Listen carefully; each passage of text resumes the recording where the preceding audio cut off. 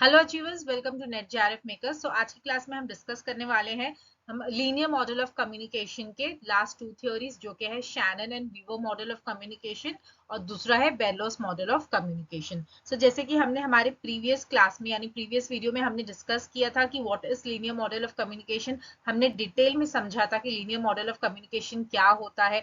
साथ ही साथ हमने की थी एरिस्टोटल मॉडल ऑफ कम्युनिकेशन की theory and Lasswell model of communication. So उसका जो लिंक है डिस्क्रिप्शन में नीचे दिया हुआ है, आप उस वीडियो को वहां पे जाके देख सकते हैं। सो अब हम शुरू करते हैं Shannon and Weaver model of communication से। सो शैनन एंड वीवर ने ये मॉडल दिया था 1948 में। तो देखो, अभी तक हमने बहुत अच्छे से लीनियर मॉडल ऑफ कम्युनिकेशन में जो कम्युनिकेशन प्रोसेस है हमने बहुत अच्छे से समझ लिया कैसा होता है। हर जगह एक ही प्रोसेस है जहां पे एक सेंडर होता है। सेंडर के पास कोई ना कोई मैसेज होता है। उस मैसेज को वो क्या करता है, एनकोड करता है। करेक्ट, मतलब सेंडर ही है जो हमारा एनकोडर होता है। मतलब मैसेज को शब्दों में ढालना, उसको शब्द देना, उसको कोई भाषा देना। उसके बाद किसी ना किसी चैनल के थ्रू वो क्या, मतलब किसी माध्यम के थ्रू वो क्या करता है, रिसीवर तक पहुंचाता है। और रिसीवर क्या करता है, उस मैसेज को पढ़ता है, उसको समझता है। पर लीनियर मॉडल में क्या नहीं होता, लीनियर मॉडल में हमारा फीडबैक नहीं होता है। ठीक है, यहाँ पे सारा कुछ, मतलब जितना भी मैसेज क्या देना है, कैसा देना है, क्या समझाना है, सब किसके हाथ में होता है, वो सेंडर के हाथ में होता है। ठीक है। और यहाँ पे रिसीवर क्या होता है, एक पैसिव लिसनर होता है, मतलब वो सिर्फ मैसेज को सुनता है, समझता है, वो फीडबैक मतलब यानी रिस्पॉन्स नहीं देता है। अब शैनन एंड वीवर मॉडल बाकी लीनियर मॉडल ऑफ कम्युनिकेशन से कैसे अलग है, क्योंकि यहाँ पे इन्होंने दिया था कॉन्सेप्ट ऑफ नॉइस का। ठीक है, ये दोनों ने पहली बार, किसी ने अगर लीनियर मॉडल में नॉइस की किसी ने बात की थी, यानी कि बाधा, बैरियर्स के बारे में अगर किसी ने बात की थी कि बात करते वक्त, मतलब जब दो लोग बात कर रहे हैं तो उनके मैसेज में कोई ना कोई डिस्टर्बेंस हो सकती है, कोई नॉइज हो सकती है, तो वो दिया था शैनन एंड वीवर ने। और ये नॉइज किसी भी प्रकार की हो सकती है। हम इसको एक एग्जांपल से समझते हैं। मान लीजिए जैसे दो लोग फोन पे बात कर रहे हैं, ठीक है, जैसे मैं ही हूँ, मैं किसी से फोन पे बात कर रही हूँ, और जब मेरा रिसीवर, मैं जिससे बात कर रही हूँ, हो सकता है वहां से मतलब किसी बच्चों की शोर की आवाज आने लगे, बच्चे लोग चिल्ला रहे, तो क्या होगा, इससे डिस्टरबेंस हो रहा है ना। हम जैसे हम दोनों बात कर रहे हैं, हो सकता है मुझे करेक्ट नहीं सुनाई दे रहा है कुछ भी, मतलब प्रॉपरली उसकी आवाज, या मेरी आवाज उसको नहीं सुनाई दे रही उस आवाज की वजह से। तो ये भी हो सकता है फिजिकल नॉइस जिसे हम कहते हैं। या ये भी हो सकता है, हम सेकंड एग्जांपल ये ले सकते हैं कि जैसे मैं जिससे सामने वाले से बात कर रही हूँ, जो मेरा रिसीवर है, ठीक है, हम दोनों फोन पे बात कर रहे हैं, पर जो रिसीवर है उसका ध्यान मेरी बात पे है ही नहीं, बिल्कुल उसका अटेंशन मेरी बात पे नहीं है। हो सकता है उसका माइंड कहीं और हो सकता है उसकी तबियत खराब हो। ठीक है, मतलब उसका दिमाग ही नहीं लग रहा मेरी बातों पे। तो क्या हो रहा है यहाँ पे, उसको ये फिजियोलॉजिकल डिस्टरबेंस हो रहा है ना, मतलब उसकी तबियत सही नहीं है, इस वजह से उसका मेरी बातों पे कोई अटेंशन नहीं है। तो ये भी हो सकता है। तो नॉइज के बहुत अलग अलग कारण भी होते हैं। तो अभी तक हमने ये दो लोगों के एग्जाम्पल से समझा। हम इसको तीसरे एग्जाम्पल से भी समझ सकते हैं। जैसे कि मान लीजिए हम न्यूज़पेपर पढ़ रहे हैं, ठीक है, न्यूज़पेपर में कुछ प्रिंट हुआ है, पर वो जो प्रिंट है ना, एकदम क्लियर नहीं है, प्रॉपर नहीं है, पूरा ब्लर है, सब धुंधला धुंधला है। तो वहां पे भी क्या हो रहा है, एक नॉइज क्रिएट हो रही है, यानी वहां पे भी हमें बाधा आ रही है कि हमें मैसेज मिल नहीं रहा है, हम समझ नहीं पा रहे कि सामने वाला हमें क्या समझाना पा रहा है। वहां पे क्या हो गया, हमारा कम्युनिकेशन वहां पे भी फेल हो रहा है, मतलब क्योंकि हम समझ नहीं पा रहे प्रिंटिंग मिस्टेक की वजह से। सो आई होप यहाँ तक सब कुछ क्लियर होगा। इस मॉडल को मैथमेटिकल मॉडल ऑफ कम्युनिकेशन भी कहा जाता है। अच्छा, शैनन एंड वीवर का ये मॉडल कंप्लीटली टेली कम्युनिकेशन पे बेस्ड था। इसलिए इस मॉडल पे यहाँ पे उन्होंने ऐसा इंफॉर्मेशन सोर्स, ट्रांसमीटर, इस तरीके के शब्दों का इस्तेमाल किया है, जिसको हम एक इजी एग्जांपल से अभी समझेंगे। तो ये जैसे टेली कम्युनिकेशन पे बेस्ड था, तो हम इसको हमारे टेलीफोन या मोबाइल फोन से ही एग्जाम्पल से समझेंगे। जैसे मान लीजिए मैं ही एक इंफॉर्मेशन सोर्स हूँ, मतलब मैं सेंडर हूँ। इंफॉर्मेशन सोर्स यहाँ पे कोई और नहीं, सेंडर ही है। मैं सेंडर हूँ। मैं अपनी किसी फ्रेंड को कॉल कर रही हूँ, ठीक है, मैंने जैसी हेलो बोली, तो वो हेलो क्या हो गया, किसी ट्रांसमीटर यानी कि किसी मशीन में मेरा शब्द क्या हो रहा है, एनकोड हो रहा है। ठीक है। देखो, सबसे सिंपल समझते हैं, जब दो लोग फोन पे बात करते तो क्या हवाओं में बात होती है, नहीं ना। बीच में कोई ना कोई चीज तो ऐसी होती है, कोई ऐसे सिग्नल्स होते हैं, कोई ऐसी वेव्स होती है जो सारी चीजों को कनेक्ट करती है। जैसे मैंने यहाँ पे हेलो बोली, कुछ तो बीच में प्रोसीजर होगा, कुछ तो ऐसे सिग्नल केबल्स होंगे जो हम दोनों को कनेक्ट कर रहे हैं। यहाँ पे मैं डायल करती हूँ नंबर, यहाँ पे मैंने नंबर डायल किया, और मेरे रिसीवर तक वहां पे रिंग जा रही है, जब तक वो रिंग मतलब रिंग हो ही रहा होगा तो क्या हो रहा है, वहां पे वो चीज डिकोड हो रही है, मतलब मेरी अभी वहां पे पूरी प्रॉपर बात नहीं पहुंची, डेस्टिनेशन पे अभी मेरा मैसेज नहीं गया है, अभी तक सिर्फ वहां पे डिकोड हो रहा है, वहां पे रिंग हो रही है किसी सिग्नल के थ्रू। और जैसे ही वो पर्सन जो फोन उठा लेगा तो क्या होगा, परफेक्ट डेस्टिनेशन पे मतलब पहुंच गया। जैसी मैं यहाँ से हेलो बोली और सामने वाले पर्सन ने भी हेलो बोला, तो मतलब क्या हो गया, हमारा मैसेज डेस्टिनेशन पे पहुंच गया। तो ये था Shannon and Weaver model of communication का कॉन्सेप्ट। और हमें जो एग्जाम पर्सपेक्टिव से याद रखना है कि यही याद रखना है कि इन्होंने सबसे पहले नॉइस का कॉन्सेप्ट दिया था। अच्छा, इस मॉडल में हमें और एक चीज याद रखना है, बहुत से स्टूडेंट कंफ्यूज हो जाते हैं कि क्या Shannon and Weaver model of communication में क्या इन्होंने ही फीडबैक दिया था, तो नहीं, ओरिजिनल अगर कॉन्सेप्ट समझे तो इसमें ये दोनों ने फीडबैक इंक्लूड नहीं किया था, बल्कि ये नॉर्बर्ट विनर थे जिन्होंने 1950 में इस मॉडल में फीडबैक का कॉन्सेप्ट ऐड किया था। ठीक है, मतलब नॉर्बर्ट वीनर ने ही शैनन एंड वीवर मॉडल में फीडबैक का कॉन्सेप्ट ऐड किया था। और ओरिजिनली अगर हम बात करें, जो उनके यही पुराना कॉन्सेप्ट जो शैनन एंड वीवर का, इसमें कोई भी फीडबैक का इंक्लूजन नहीं था, मतलब इन्होंने कोई जिक्र नहीं किया था, इसलिए ये लीनियर मॉडल ही कहलाया जाता है अगर शैनन एंड वीवर के बारे में बात करें तो। और नॉर्बर्ट वीनर के वजह से ये क्या बन जाता है, ट्रांजैक्शनल मॉडल ऑफ कम्युनिकेशन बन जाता है, क्योंकि यहाँ पे इन्होंने फीडबैक का कॉन्सेप्ट ऐड किया था।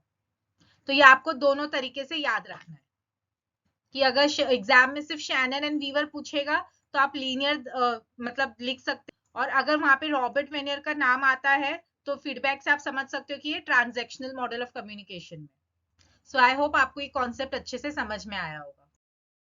सो नेक्स्ट है हमारा बेरलोज मॉडल ऑफ कम्युनिकेशन। बेरलो ने ये मॉडल दिया था 1960 में, और ये कंप्लीटली बेस्ड था शैनन एंड वीवर मॉडल पे। तो जैसे कि हम जानते हैं कि हमारा जो शैनन वीवर मॉडल था वो कंप्लीटली टेक्निकल था, मतलब पूरा टेलीकम्युनिकेशन पे बेस्ड था, जहाँ पे ट्रांसमीटर के बारे में, सिग्नल्स के बारे में सब कुछ बताया गया था, जहाँ वहां पे ह्यूमन फैक्टर बिल्कुल भी इंक्लूड नहीं था। तो बेरलो ने फिर ट्राई किया कि नहीं, अब इसमें क्या करना है, हमें ह्यूमन फैक्टर लाना है। तो बेरलो ने यहाँ पे verbal and non verbal communication का क्या किया, इस एलिमेंट को मतलब इंक्लूड किया कि मतलब लोग ऐसे भी अपने मैसेज को कन्वे करते हैं ना, हम अपने मतलब ओरली कन्वे करते हैं शब्दों का इस्तेमाल करके, या एक्सप्रेशन के थ्रू भी हम एक कम्युनिकेशन करने की कोशिश करते हैं, एक अंडरस्टैंडिंग बिठाने की कोशिश करते हैं ना, कि फेशियल एक्सप्रेशन से भी हमें पता चल जाता है कि सामने वाले को हमारी बात अच्छी लगी या नहीं लगी, सामने वाला खुश है या उदास है, ये सब क्या है, ये सब एक नॉन वर्बल कम्युनिकेशन है।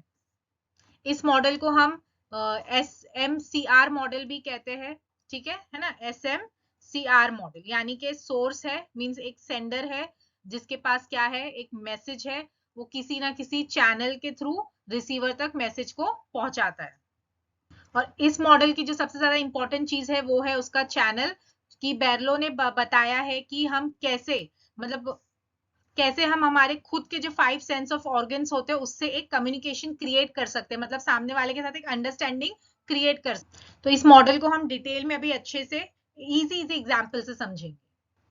तो सबसे पहले हम समझेंगे कि ये SMCR क्या होता है। ठीक है, ये सोर्स, मैसेज, चैनल और रिसीवर, ये क्या है। देखो, सोर्स क्या है, जो पर्सन मैसेज देता है, मतलब जो सबसे पहले मैसेज को प्रोड्यूस करता है। ठीक है, तो अभी मान लीजिए जैसे मैं सोर्स हूँ, मैं सेंडर हूँ, मेरे पास मैसेज है, मेरा मैसेज क्या है जो इस वक्त मैं आपको पढ़ा रही हूँ। ठीक है, जैसे मैंने क्या पढ़ाया आज, बेरलो मॉडल्स ऑफ कम्युनिकेशन, ये मेरा मैसेज है। और चैनल मेरा क्या बन रहा है, यूट्यूब बन रहा है। ठीक है, यूट्यूब के जरिए मैं आप तक पहुंचा रही हूँ, और आप लोग कौन है, मेरे रिसीवर। तो ये क्या बन गया हमारा, SMCR। ठीक है, आई होप यहाँ तक क्लियर है ये। अब देखो, बेरलो क्या बोलते हैं कि एक इफेक्टिव कम्युनिकेशन बनाने के लिए, मतलब एक अच्छी प्रभावी कम्युनिकेशन बनाने के लिए, जो सोर्स होता है यानी कि जो सेंडर होता है और जो रिसीवर होता है, ये दोनों ना सेम लेवल पे होना चाहिए, चाहे इनका कम्युनिकेशन स्किल हो। देखो, दोनों की तरफ एक ही जैसी चीज लिखी है, चाहे ये दोनों की कम्युनिकेशन स्किल हो, इन लोग की लिसनिंग स्किल हो, इनका एटीट्यूड हो, इनका नॉलेज हो, सोशल सिस्टम हो, कल्चर हो, ये सब क्या होना चाहिए, एक सेम लेवल पे होगा ना, जब जाके एक अच्छी एक इफेक्टिव कम्युनिकेशन बनेगी। जैसे फॉर एग्जांपल मान लीजिए क्लास में कोई स्टूडेंट है, वो प्रेजेंटेशन दे रहा है, अगर उसकी कम्युनिकेशन स्किल ही अच्छी नहीं, तो क्या अपनी बात सामने तक पहुंचा पाएगा। और जो सामने ऑडियंसेस है, अगर उनमें से किसी की लिसनिंग स्किल अच्छी नहीं है, मतलब वो अच्छे से नहीं सुन पा रहे, तो कहीं कोई अच्छी इफेक्टिव कम्युनिकेशन बैठेगी क्या। नहीं बन पाएगी, सक्सेसफुली नहीं हो पाएगा कम्युनिकेशन वहां पे। और यहाँ तक कि अगर सामने जो रिसीवर है उसकी भी कम्युनिकेशन स्किल अच्छी नहीं होगी, मतलब वो भी अपनी बातों को अच्छे से नहीं रख पाएगा, तो क्या हो रहा है यहाँ पे, बिल्कुल भी कम्युनिकेशन फेल हो जाएगा। और सेंडर और रिसीवर दोनों को एटीट्यूड भी सेम होना चाहिए। मान लीजिए यहाँ पे सेंडर जो है वो अपनी बातों को रखना चाह रहा है, वो बात करना चाह रहा है, पर रिसीवर ही बात को समझना नहीं चाहता, बात ही नहीं करना चाहता, तो क्या एक इफेक्टिव कम्युनिकेशन बनेगी? नहीं बनेगी। जैसे फॉर एग्जाम्पल मान लीजिए टीचर क्लास में आई एक अच्छे एटीट्यूड से कि मैं आज एक अच्छा लेसन पढ़ाऊंगी, पर बच्चे ही अगर पढ़ने के मूड में नहीं है, सुनने के मूड में नहीं है, तो क्या होगा? बिल्कुल भी एक इफेक्टिव कम्युनिकेशन नहीं बनेगा। सो दोनों का नॉलेज लेवल हो गया। ठीक है, ये सब क्या है, सब सेम होना चाहिए। जैसे अभी मान लीजिए एक पर्सन है, वो क्लाइमेट की बात कर रहा है और दूसरे पर्सन को क्लाइमेट के बारे में इतनी कुछ नॉलेज नहीं है, तो यहाँ पे भी क्या हो जाएगा, हमारा जो कम्युनिकेशन है सक्सेसफुल नहीं होगा। जैसे सोशल सिस्टम हो गया, कल्चर हो गया, ये क्या हो गया सोशल सिस्टम, मतलब हमारे क्या बिलीव्स है, सेंडर के क्या बिलीव्स है, रिसीवर के क्या बिलीव्स है, तो ये सारी चीजों को मद्देनजर रख के हमें बात करनी चाहिए। जैसे बहुत से लीडर्स होते हैं, जब वो अपनी स्पीच देने आते हैं तो ऐसी बहुत सी बातें कर देते हैं जो क्या होता है, दूसरे को इफेक्ट कर देती है, मतलब किसी के सेंटिमेंट को हर्ट कर देना। तो हर चीजों का सोच समझ के हमें, मतलब जो बात है रखना है, मतलब अपना मैसेज जो भी पहुंचाना है रिसीवर तक, हमें बहुत सोच समझ के पहुंचाना है। और दोनों का क्या होना चाहिए, लेवल सेम होना चाहिए। अब हम बात करेंगे मैसेज की। तो मैसेज पे भी उन्होंने 5 एलिमेंट्स बताया है। कंटेंट के बारे में बात की है, एलिमेंट्स है, ट्रीटमेंट, स्ट्रक्चर, कोड। कंटेंट क्या है, एक स्क्रिप्ट, मतलब एक पूरा प्रॉपर मैसेज। अभी मेरा कंटेंट यहाँ पे क्या है, ये बेरलोज मॉडल ऑफ कम्युनिकेशन, ठीक है, Shannon Weaver model of communication. इसको मुझे क्या करना है, मैंने अच्छा इसका स्क्रिप्ट, अच्छा कंटेंट बनाया, आप तक ये मैसेज मैंने पहुंचाई। एलिमेंट में क्या हो गया, एलिमेंट में यहाँ पे अभी जैसे अभी ये तो समझो रिकॉर्डेड क्लास है, अगर हम ऐसे फिजिकल क्लास में प्रेजेंट होते तो कैसा मेरा एक्सप्रेशन होता, क्या मेरा बॉडी जेस्चर होता, मतलब मैं किस तरीके से, किस हाव भाव से आपको ये पढ़ाती। ट्रीटमेंट में क्या आ गया हमारा, वॉइस मॉड्यूलेशन वगैरह, मतलब मैं किस तरीके से बात कर रही हूँ, गुस्से में पढ़ा रही हूँ या अच्छे से पढ़ा रही हूँ, या मेरा पढ़ाने का मूड नहीं है। स्ट्रक्चर, स्ट्रक्चर हम मतलब जो भी कम्युनिकेशन कर रहे हैं तो किस स्ट्रक्चर में कर रहे हैं, कैसे प्रॉपर ऑर्गेनाइज्ड वे में, पहले क्या हम मतलब बता रहे हैं। जैसे मान लीजिए अभी ये ABCD है, ठीक है, तो पहले मैं A बता रही हूँ, फिर B बता रही हूँ, फिर C, या डायरेक्टली DEF पे जा रही हूँ, तो ये क्या है, एक स्ट्रक्चर, एक ऑर्गेनाइज वे में बताना। और कोड क्या होता है, कोड मतलब कि अपने मैसेज को आप क्या रूप दे रहे हो, आप वर्बल रूप दे रहे हो, नॉन वर्बल रूप से आप मैसेज को कन्वे कर रहे हो। ठीक है, अब हम आते हैं लास्ट हमारा चैनल पे, जहां पे हम हमारे 5 सेंस ऑफ ऑर्गन्स के थ्रू क्या करते हैं, रिसीवर तक हमारे मैसेज को पहुंचाते हैं, मतलब एक अंडरस्टैंडिंग उनमें क्रिएट करते हैं। अभी जैसे फॉर एग्जाम्पल किसी ने पूछा ये बुक कैसे लग रही है, तो ये हमको कैसे पता लगा, सुनने से ही पता लगा ना कि हम उसको सुन रहे हैं। ठीक है, हम अभी आप भी रिकॉर्डेड क्लास क्या कर रहे हो, सुन रहे हो, तो ये क्या हो गया, हियरिंग, हमारे सेंस से ही आप सुन रहे हो। सीइंग, हम कोई चीज जैसे अभी किसी ने पूछा ये बुक, तो बुक आपको दिख रही है सामने, आप बता सकते हो ना ये रेड बुक है, येलो बुक है, या उसका कवर इस तरीके का है। टचिंग के थ्रू भी हमें एक कम्युनिकेशन में एक अंडरस्टैंडिंग बैठ जाती है। जैसे फॉर एग्जांपल हमने एग्जाम में कुछ अच्छा मार्क्स लाया, ठीक है, तो हमारे पेरेंट्स कैसे हमारी पीठ थपथपाते हैं, तो इससे क्या पता चलता है, इससे एक सेंस मतलब एक बैठ जाता है ना दिमाग में कि अरे नहीं, कि तुमने बहुत अच्छा किया, ऐसे ही आगे एग्जाम में अच्छा करते रहना। तो एक ये क्या हो गया, एक मोटिवेशनल टच हो गया कि मैं अब आगे भी ऐसे ही अच्छा पढ़ूंगा, अच्छा ही मार्क्स लेके आऊंगा। स्मेलिंग से, टेस्टिंग से, ये सबसे भी क्या है, कम्युनिकेशन क्रिएट होती है। जैसे फॉर एग्जांपल मान लीजिए हम हमारे ऑफिस से या कॉलेज से घर पे आए, मम्मी कुछ खाना बना रही है, ठीक है, तो वो स्मेल, वो खुशबू कितनी अच्छी आती है, जैसे हम बोलते हैं अरे हाँ ये चलो राजमा बना होगा, ऐसा फिर जब हम उसको टेस्ट करते हैं तो बोलते भी ना कि कितना अच्छा बना है। तो ये सब क्या है, ये सब हमारा चैनल है जो बर्लो ने बताया है कि ये 5 सेंस ऑर्गन से भी हम कम्युनिकेशन कर सकते हैं। तो ये था हमारा बेरलो मॉडल्स ऑफ कम्युनिकेशन, जहाँ पे बेरलो ने भी हमें फीडबैक के बारे में कोई बात नहीं की, मतलब इस मॉडल में भी कोई फीडबैक नहीं है, और साथ ही साथ इसमें कोई नॉइज भी नहीं है, नॉइज का भी कोई कॉन्सेप्ट नहीं है।